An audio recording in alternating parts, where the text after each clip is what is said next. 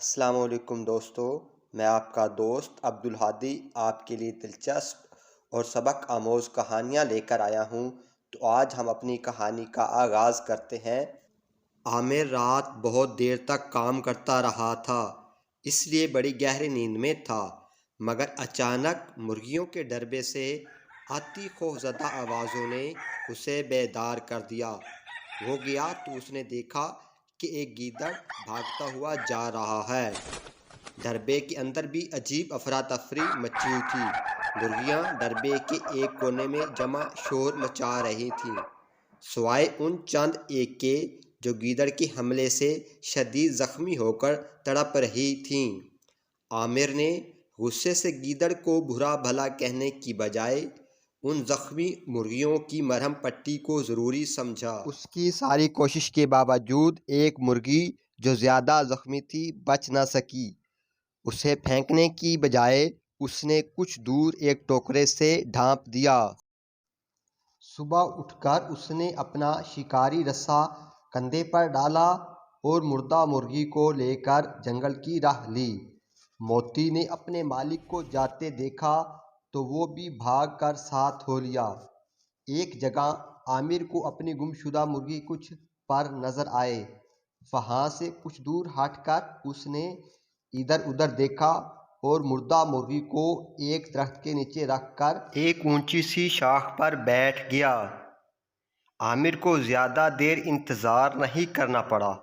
لالچی گیدڑ مرغی کی موجودگی سے باخبر ہو چکا تھا۔ وہ آہستہ آہستہ درخت کے پاس آ گیا۔ گیدڑ یقیناً خوش ہوگا کہ رات کے شکار کے بعد ایک اور مرغی ہاتھ لگنے والی تھی، اور وہ بہت محتاط تھا اور آہستہ آہستہ آگے بڑھ رہا تھا۔ جس لمحے وہ مرغی کے بالکل قریب پہنچا تو عامر نے جھٹ سے پھندا پھینکا۔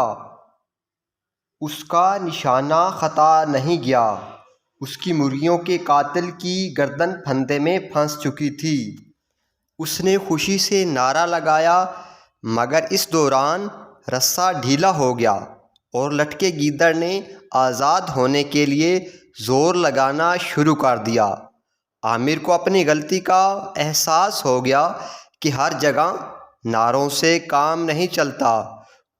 اس نے فٹافٹ رسے کو ایک مضبوط شاخ سے باندھ دیا۔ عامر جب رسے کو مضبوطی سے باندھ کر درخت سے نیچے اترنے کے لیے بڑھا تو اتفاقاً اس کی نظر اپنے شکاری رسے پر پڑ گئی، جو ایک جگہ سے خاصا کمزور تھا اور اب لٹکتے ہوئے گیدڑ کے وزن کے باعث ٹوٹنے والا تھا۔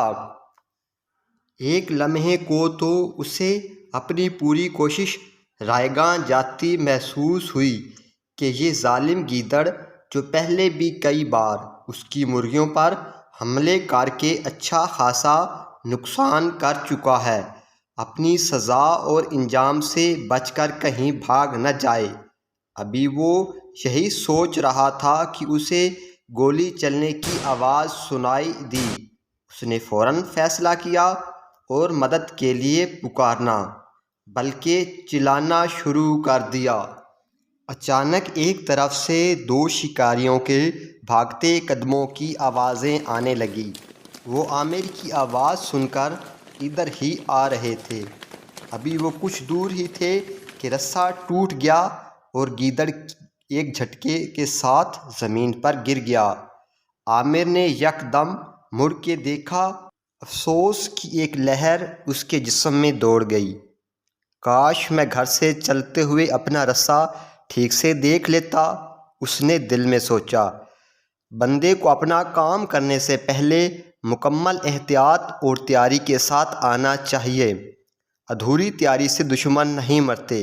وہ ابھی ایسی باتیں سوچ رہا تھا کہ ایک دفعہ پھر گولی چلی اور اب کے اتنی قریب سے آواز آئی کہ مارے ڈر کے اس کے ہاتھ پاؤں پھول گئے اور وہ بھی دھڑام سے نیچے زمین پر گرا۔ ایک فائر سے دو نشانے۔ ایک شکاری خوش دلی سے ہنسا، نہیں جناب، میں تو زندہ ہوں۔ عامر زمین سے اٹھتے ہوئے مسکرایا۔ بھئی شکاری صاحب، پاس ہتھیار نہیں تھے تو شکار پر کیوں نکلے تھے؟ دوسرے شکاری نے پوچھا۔ اور وہ بھی گیدڑ کے شکار پہ؟ پہلا بولا۔ ویسے تم اکیلے شکار پہ نکل کیسے آئے؟ عامر بولا، اس نامعقول نے میری مرغیوں پہ حملہ کیا تھا، میں نے سوچا کہ خود ہی اسے پکڑا جائے اور سزا دی جائے۔ ارے بھائی، کیسے فرار ہو جاتا؟ پہلا شکاری اس کی باتوں پر غور کرتے ہوئے بولا، قانون کے ہاتھ بڑے لمبے ہوتے ہیں، مجرم اس سے بچ نہیں سکتا۔ بدقسمتی سے یہ پھانسی کا پھندا نئے بنے ہوئے سرکاری پلوں کی طرح جلدی ٹوٹ گیا، اس لیے میں نے مدد کے لیے پکارا تھا تاکہ یہ فرار نہ ہو سکے، اور اللہ کا شکر ہے یہ فرار نہیں ہو سکا۔ سر اچھا، آپ نے اسے مار نہیں دیا اب؟ ورنہ گیدڑ بھی جرم کرنے کے بعد سزا سے بچتے رہیں تو ایک روز شیر جیسے لگنے لگتے ہیں اور شیروں کو ہی ڈرانے لگتے ہیں۔ بات تو تمہاری ٹھیک ہے میاں صاحبزادے، پہلے شکاری نے آگے بڑھ کر عامر کے سر پر ہاتھ پھیرتے ہوئے کہا، مجھے امید ہے کہ تم بڑے ہو کر انسانوں میں چھپے گیدڑ جیسے ظالم لوگوں کا بھی صفایا کرنے کی کوشش کیا کرو گے، جس سے لوگ خوف کھاتے ہیں اور مقابلے کی ہمت نہیں رکھتے، اپنا نقصان کرواتے رہتے ہیں، مگر اللہ تعالیٰ کی دی ہوئی ہمت اور عقل استعمال کر کے مقابلہ نہیں کرتے، یوں ظالموں کی طاقت بڑھتی رہتی ہے۔ دوسرا شکاری بولا تو عامر کو بہت اچھا لگا، وہ کس قدر سچ کہہ رہا تھا کہ کوئی تب تک ہی ہمیں نقصان پہنچا سکتا ہے جب تک ہم نقصان سہنے کے لیے تیار رہتے ہیں اور چوٹ کھا کر خاموش رہنے کو بہتر جانتے ہیں۔ جس روز مقابلے کا طے کرتے ہیں، چھپے دشمن کسی گیدڑ کی طرح مار کھا جاتے ہیں، اور کسی نے کیا خوب کہا ہے، کوئی تب تک ہی ہمیں نقصان پہنچا سکتا ہے جب تک ہم نقصان اٹھا کر چوٹ سہ کر خاموش رہتے ہیں۔ دیکھا دوستو، جب انسان ہمت کرتا ہے تو اپنے معاشرے میں چھپے دشمنوں سے چھٹکارا حاصل کر لیتا ہے، اور ہم اپنی کوشش، ہمت اور جرأت سے ہی اپنے معاشرے کو پرامن بنا سکتے ہیں۔